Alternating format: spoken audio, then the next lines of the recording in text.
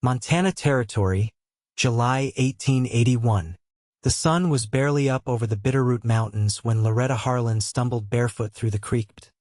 Her dress soaked and torn, the skin on her arms scratched raw from brambles. Behind her, the sound of hoofbeats still echoed in her memory. Her brothers would not stop. Not until she was dead. She gripped the cold iron of the Colt she had taken from her father's drawer. She had never fired it before, but that did not matter now. If they caught up, she would not go back. She would rather die here in the wild than return to that house.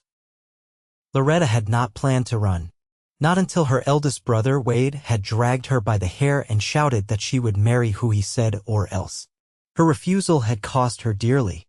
That night, under cover of bruised sky and silence, she had taken the horse, the gun, and her mother's silver locket.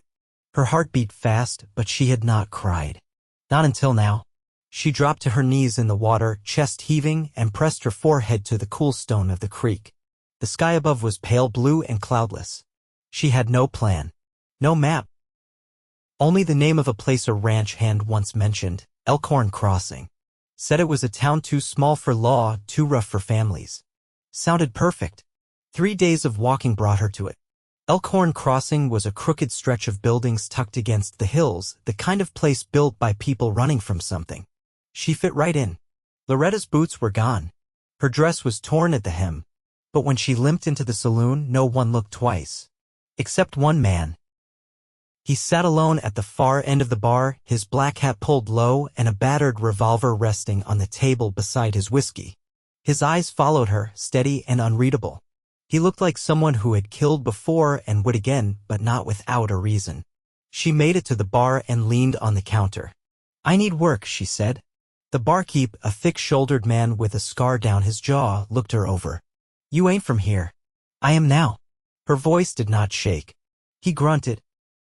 "We do not hire girls who look like trouble." "She looks like she has been through it," said the man in the black hat. His voice was low, calm. "That makes her fit in just fine." She turned, meeting his eyes. He was younger than she expected. Maybe 30.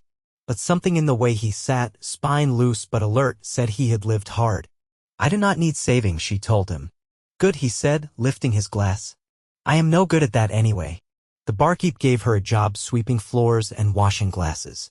She worked all day, slept in the storehouse, and spoke to no one. Except him. His name was Vaughn Ellery. He said little, but when he did, it was always something that made her look twice. He never asked what she was running from. He never asked her to smile. One night, she brought him his drink and stayed a beat longer than usual. "Why are you here?" she asked. He leaned back in his chair.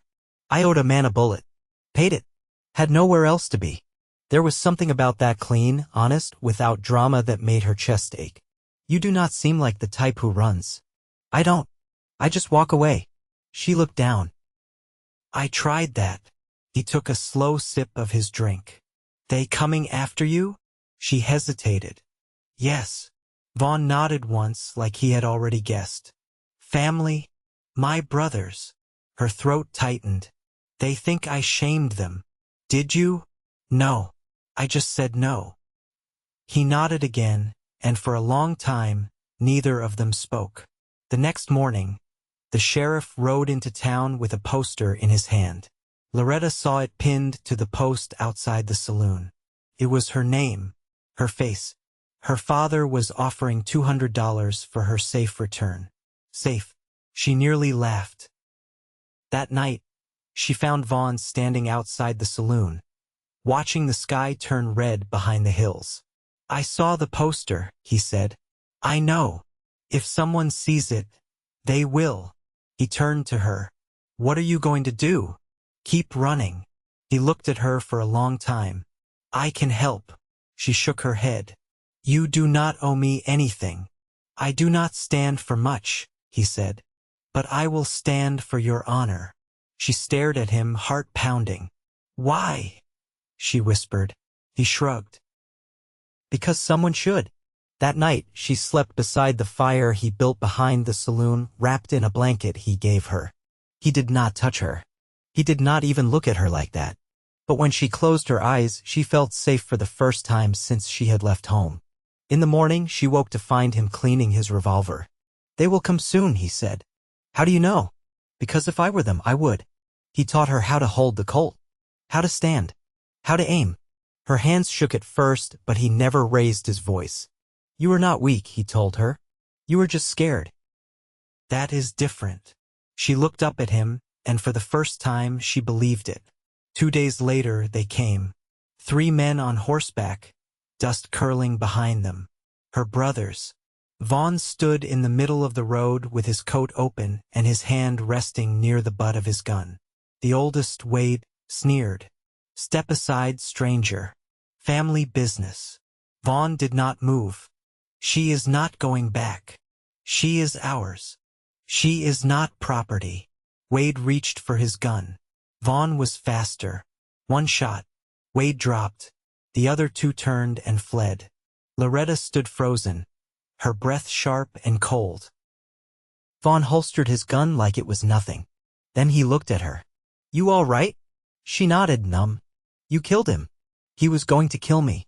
She walked to him, past the body of the man who used to braid her hair when she was a girl, and stood in front of the gunslinger who had just saved her life. She reached out and touched his hand. "Thank you." He looked down at her fingers on his. "I told you," he said quietly. "I stand for you." She leaned into him just for a second, just long enough to feel the warmth of his chest, the steadiness of his breath. And he let her. The morning after the shooting, the townsfolk kept their distance. No one asked questions. In Elkhorn Crossing, silence was its own kind of courtesy. The body had been taken by wagon at dawn, no ceremony, no prayer. Loretta hadn't watched them load him. She had stood behind the livery, hands clenched in her skirt, breathing the scent of hay and horses until the sound of wheels faded. Vaughn hadn't spoken much since. He was back to his usual table at the edge of the saloon, sipping his drink in measured pulls, always facing the door. Loretta had resumed her work, quiet, steady, watchful. But something between them had shifted. That evening, as the light stretched long across the windows, she brought him his drink without being asked. "You gonna stay here now?" Vaughn asked. "I don't know yet." She set the glass down and sat across from him. "There's no one left to chase me, but staying still feels like a risk of its own." He tapped his thumb against the rim of the glass. "What would you do if you weren't running?" She looked beyond him toward the window where the sky burned pale orange and the hills were soft with distance. "I'd find some place with trees. Not too many people. Maybe a creek nearby. I'd grow something. Peas, maybe? Or lay corn. Sounds like you've thought about it." "I used to think about it every night." He nodded once and took a drink. "I know a place out past the cottonwoods. Old trapper's cabin. Been empty years. You think I should go live alone in the woods? I think you should have whatever peace you can carry." She tilted her head. "And what about you?" He looked down at the table. "Me? I've never been much good at staying." "Then why haven't you left?" He met her eyes. "Because you're still here." Neither of them moved. Somewhere outside, a horse snorted and a dog barked once, sharp and distant. Loretta's chest felt tight, but not with fear. Later that night, she found him leaning against the back rail of the stable, lantern light casting his shadow long across the ground. He didn't turn when she stepped beside him. "I want to see the cabin," she said. He nodded. "We'll ride out tomorrow. At first light." "I don't have a horse." "I've got 2, he said, and then after a pause, "You'll ride my bay." "She's steady." She looked at him, really looked. His face was worn but not hard, like it had weathered many things but hadn't turned bitter. "You always this generous to people you barely know?" "No," he said. "Just you." They set out before sunrise. The town was quiet in their wake, the only sounds the creak of saddles and the soft clop of hooves on packed earth. They rode east, where the hills rolled low and the air smelled like pine and dust. The ride took half the day. Vaughn said little, and she didn't need him to. The quiet between them wasn't empty. It felt like something solid they'd built without meaning to. The cabin sat in a clearing tucked against a stand of firs. The roof sagged in one corner, and a shutter hung askew, but the walls stood firm and the chimney was intact. Vaughn dismounted and tied his reins. Used to be a man named Kerrigan lived here. Trapped beaver and ran whiskey for the army. Died in his sleep one winter. Loretta stepped inside. The air was dry and still. A pile of fieldstones marked the hearth, and a worn cot leaned against the back wall. "I could fix this," she said softly, brushing dust from the sill. "With time." He stood just behind her. "You be safe here." She turned, heart-thudding. "Would you come back?" "If you wanted me to." Her throat felt tight again, but for a different reason now. "I don't think I want to be alone." He took a step closer, voice low. "I wouldn't leave unless you asked me to." She looked up at him, and for the first time in weeks, her fear softened into something gentler. Like hope, cautious but alive. "I won't ask," she said. He didn't touch her. Not yet. But she could feel the nearness of him, warm, steady, unflinching. That night, they shared the cabin floor. He built a fire, and she laid the blanket between them. They didn't speak much, not after dark. The wind moved through the trees outside, and inside there was only breath and the hush of two people learning what it meant to rest. When she closed her eyes, it wasn't escape she imagined anymore. It was staying. And with him beside her, she believed she could. A week passed in the clearing, each day folding gently into the next. Loretta rose with the sun and worked with her hands, clearing brush, patching the roof with split shakes Vaughn cut from the dead pine near the ridge. He showed her how to use a draw knife, how to check a wall for rot, how to bank a fire so it lasted through the night. She didn't ask why he stayed. It was enough that he did. One afternoon, as she hauled water from the creek, she paused in the shallows, skirts hitched just above her knees. Her arms ached from the weight of the pail, but she didn't mind. She watched the way the light touched the water, how the current moved around her ankles, tugging like a child's hand. Behind her, Vaughn's voice broke the quiet. "Water's low for this time of year." She turned, brushing hair from her cheek. "It'll run dry by September if it doesn't rain. You thinking of staying that long?" She looked past him, toward the cabin. A pair of blue jays had nested in the rafters, and the scent of juniper smoke drifted from the open window. "I'm not thinking of leaving." He stepped closer, boots crunching over the gravel bank. "You know what kind of life this is?" She met his gaze. "I know what it isn't." He nodded, slow, like he understood more than he said. Then he took the pail from her hands. "I'll carry it." "You think I can't?" "I think you shouldn't have to." That night, a storm rolled down from the mountains. It came without warning, a wall of wind and grit that bent the trees sideways and set the shutters clapping. Loretta hurried to secure the door, her hands fumbling with the latch. Vaughn closed the fireplace damper and added another log. The flames leapt high, casting long shadows across the floorboards. "You ever been through a mountain storm?" he asked. "Not like this. They fade quick. Loud, but brief." The wind howled, and something heavy thudded against the roof. She stepped back from the window, arms crossed tight around herself. He watched her from the hearth. "You afraid of the dark?" "No, then what?" She hesitated. "I don't like not knowing what's coming." He stood, crossing to her in 3 quiet steps. "No one does."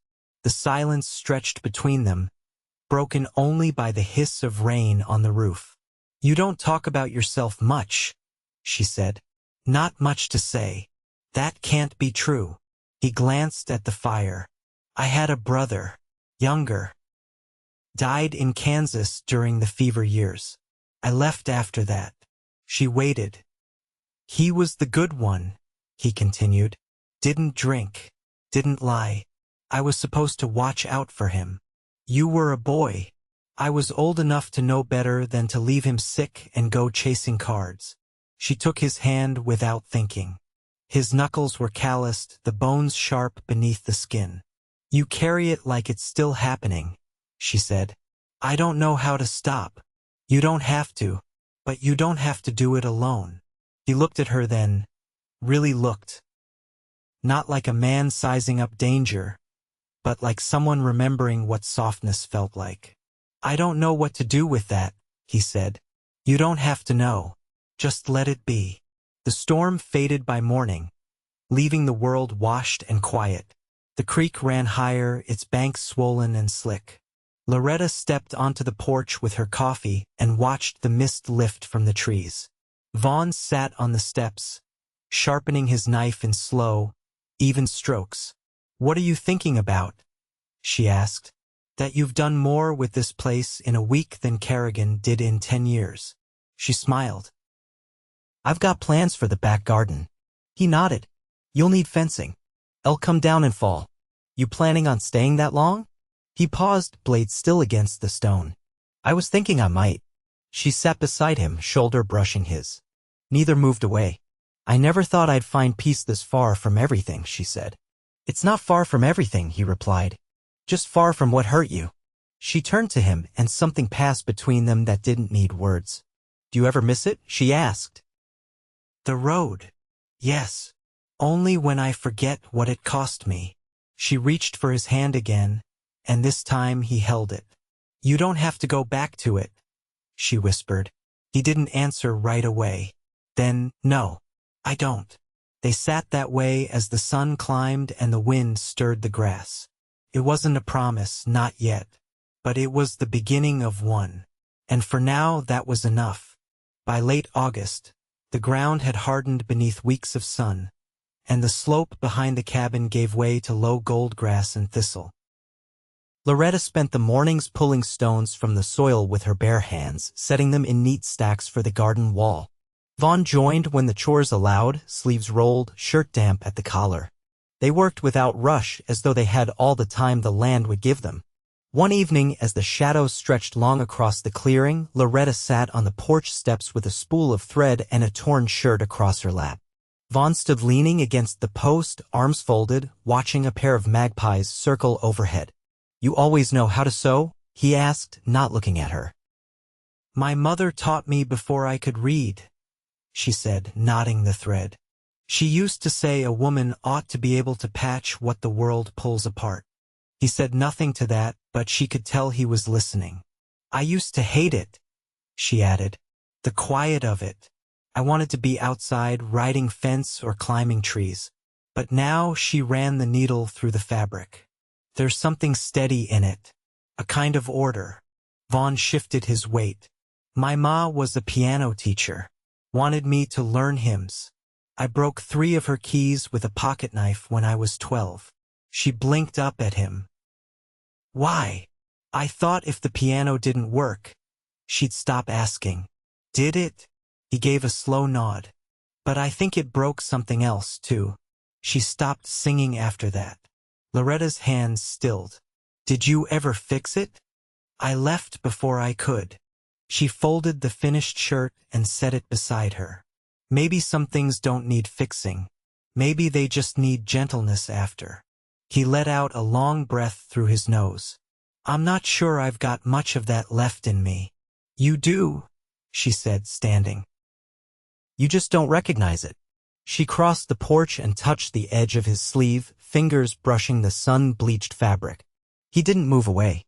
They stood like that, the heat of the day fading between them. Then she turned and slipped inside. The next day, Vaughn rode into town. Supplies were low beans, salt, lamp oil, and the garden was still too green to offer anything but promise. Loretta stayed behind, fixing the hinge on the smokehouse door and boiling water for the wash. She didn't ask when he'd be back. She knew he would. He returned just before dusk, pack slung over his saddle and dust clinging to his boots. She met him at the edge of the clearing with a wet cloth and a tin cup of creek water. "Any trouble?" she asked, wiping his brow. "Sheriff asked if I'd seen a girl matching your description pass through." Her fingers paused. "What did you say?" "I told him I hadn't seen anyone but ghosts." She took the empty cup from his hand. "That's not a lie." "No," he said, voice low. "It ain't." Later, after supper, he pulled something wrapped in brown paper from his saddlebag and set it on the table. "What's this?" she asked, wiping her hands on her apron. "Something I saw in the mercantile," he said. "Thought maybe you'd want it." She unwrapped it carefully.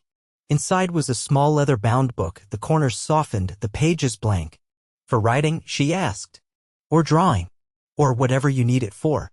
She traced the edge of the cover. "I haven't had something like this since I was a girl." He watched her, leaning lightly against the doorframe. You don't have to forget who you were. I don't want to, she said. Then don't. He looked toward the window where the first stars were beginning to appear. You've built something here. Whatever comes next, you don't have to carry it alone. She stepped toward him, holding the book against her chest. You don't speak much about what you want. He met her eyes. I want to stay. She reached up, fingertips brushing his jaw. Then stay. When he kissed her, it was slow, like the land itself had stilled to bear witness. There was no rush in it. No hunger, just the quiet certainty of two people who had walked through fire and found one another on the other side. That night, they lay beneath the quilt she had pieced from old shirts and flour sacks. The window opened to the scent of pine. Neither asked for promises. That wasn't their way. But in the hush between their breaths, something root deep and enduring had taken hold. And in the morning, the world was still whole. The sun rose as it always did, slow and golden, and they faced it together, no longer hunted, no longer alone. The late-season wind carried a different scent, now less dust, more pine and soil. September had rolled in with cooler nights, and the first gold leaves had begun to scatter like coins across the clearing. Loretta stood at the edge of the garden plot, pressing seed into the dirt with her thumb. Her hands were raw again, but in a new way. Honest work, not desperation. Behind her, Vaughn was splitting kindling, his rhythm slow but sure. The back of his shirt was damp down the spine, but he hadn't said a word about the heat. She liked that about him, his quiet way of moving through a task like it mattered even if no one saw it done. She brushed dirt from her palms and said, You ever think about building something more permanent? He set down the hatchet. You mean like a barn? No. I mean a life. He didn't answer right away. Then he leaned the axe against the stump, stripped off his gloves, and walked over. I used to think I'd never settle, he said. Not because I didn't want to. Just didn't think I could do it right. And now? He looked down at her hands, soil still clinging to the creases of her knuckles. Now I think maybe I was just waiting for the right reason. She took a breath, felt it catch in her ribs. I never pictured this for myself. Not a man like you. Not a place like this. Is that a good thing or a bad one? It's everything I didn't know I needed. Later, as dusk fell and the wind picked up through the trees, they sat inside with the shutters drawn and the lantern turned low. Vaughn was stitching a tear in the saddlebag and Loretta was darning the heel of a sock. Comfortable silence stretched between them, filled only by the occasional crack from the fire. She said, I want to bring something back. He looked over. From where? Not a place. From the person I used to be. I used to write. Little things. Stories. I stopped because it didn't feel safe anymore. He reached across the table and touched her wrist. You're safe now. I know. That's why I want to start again. He nodded. Then you should. And if you ever want to read them out loud, I'll listen. She smiled, just a little. Even if they're about women who run off with outlaws? Especially then. That night, they shared the narrow bed without hesitation. No more space between them. His arms settled around her waist naturally, and she tucked herself against him like it had always been meant. Rain tapped gently on the roof, and the wind had dropped to a hush. In the morning, they packed a basket and rode north to a high ridge Vaughn had mentioned weeks ago. The horses picked their way through brush and stone, and when they crested the rise, the whole valley opened beneath them, trees turning bronze, the creek threading through the lowlands like silver thread. Loretta dismounted and walked to the edge, arms folded against the breeze. This place feels like it was waiting for something, she said. Or someone, Vaughn added. She turned. Do you think it's foolish? To believe we can make a life out here? I think it's the bravest thing I've ever seen. They sat on a flat stone and shared bread and dried peaches. She leaned into him, shoulder to shoulder, and watched a hawk wheel above the trees. I want to build a school, she said suddenly. He looked sideways at her. Out here. Not just here. In town. There's children. I've seen them.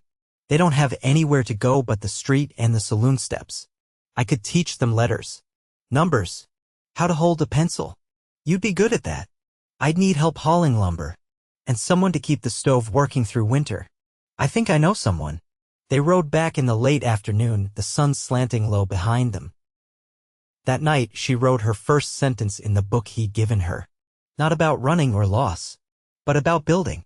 about choosing something and staying with it. By the first frost, they had a second room framed out and a porch wide enough for 2 chairs.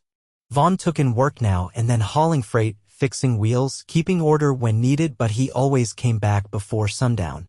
And Loretta had begun walking to town twice a week, speaking with parents, sketching plans in the margin of her journal.